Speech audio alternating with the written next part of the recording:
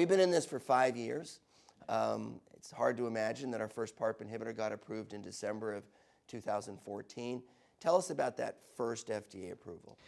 It was very interesting because I think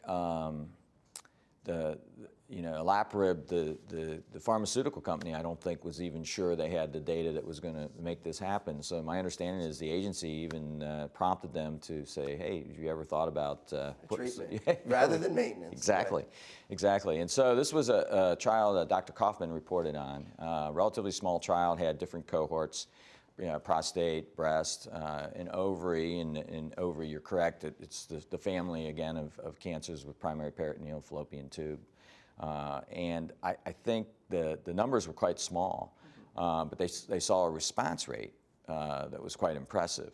And so unlike what you would normally see, we were able to leverage an alternative pathway towards approval, if you will, with an accelerated approval based on the relatively small data set, and then of course confirmatory trials needed to be done and so forth. So 137 patients, 34% objective response rate, December 19th, 2014, treatment indication, just like you would use chemotherapy. Right. And then Recaprib. That was for fourth line, and beyond. Three priors, thank you That's for right. that. Then Recaprib comes along, treatment again, adds somatic to germline because it's probably the same, and gets a 54% response rate. Does that mean Recaprib is a better PARP inhibitor? No, these are different patient populations, and we're going to do a lot of non-cross-trial comparisons, but we'll be talking about where it's probably okay to do some comparisons in other areas where it's not.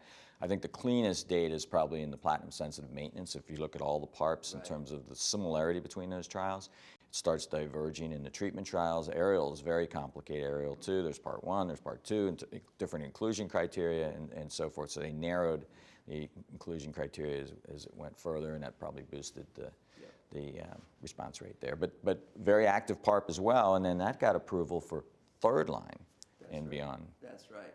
So 2 treatment indications, Olaparib, fourth and beyond, Recaprib, third and beyond. So you can't really compare the efficacy, but the toxicities I think we're becoming more familiar with. And then October 23rd, 2018, we got the third treatment indication for the third PARP inhibitor, and that's called Quadra because it's fourth line and beyond. Tell us about Quadra. Well, this is a study. Katie Moore is the PI. The study is, as you said, a treatment using niraparib.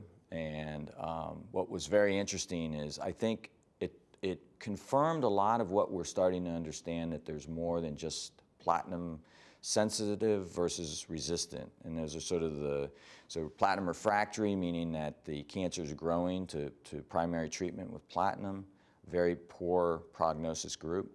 Then we have the group that recurs between 0 and 6 months. We call those patients platinum resistant. And then we have the patients that are beyond 6 months, and we label those as platinum sensitive. This is a continuous variable, meaning the further out you are, the more sensitive you are. So if someone recurs... chemotherapy and PARP inhibition. Correct. And that's what we learned early on when we started looking at subgroups from Recaprib data, from Olaparib data, and it was really well shown in the Quadra study. Right. So what do we look at in terms of trying to figure out if you're going to respond in the recurrent setting? We look at the histology, which is surrogate for maybe you have HRD if you're serous, for example. We then look at the question of lines of therapy, because that's important. So as you have increasing number of prior lines, your response rate drops. And then we also look at the molecular signature, and that gets into, Quadra looked at HRD, which was really important, as well as mutational status. And platinum sensitivity. That's right. So histology, molecular signature, number of lines of therapy, and platinum sensitivity. So you can see your patient, you taught me this, I'm just parroting what you've taught me over the years. You can see your patient and integrate that and kind of say, you know, you have a 50% chance of responding, or you have a 20%. So the worst prognosis would be a platinum resistant, right, patient, maybe one that doesn't have BRCA, okay, that's heavily pretreated. The beauty of the niraparib approval on October 23rd, 2019 is what you also said, it's beyond BRCA HRD. So it's the first HRD approval. I think that means we have to start testing for HRD now? Well, I think as you see when we start talking about some of the data from ESMO 2019, that comes into question as well. And so I think there's going to be more pressure to test than what there was previously. But getting back to what we were talking about, I think there's a subgroup in Quadra that really illustrates nicely that all BRCA mutations are not created equal, because those other variables greatly influence. I think there was, 63 patients that were BRCA mutated, right? But they're the three categories that you talked about. Exactly. Refractory, resistant, and sensitive. So some of them were platinum sensitive. And that works really good. Right. 39% response rate. And then if you were platinum resistant, that dropped down to 29%.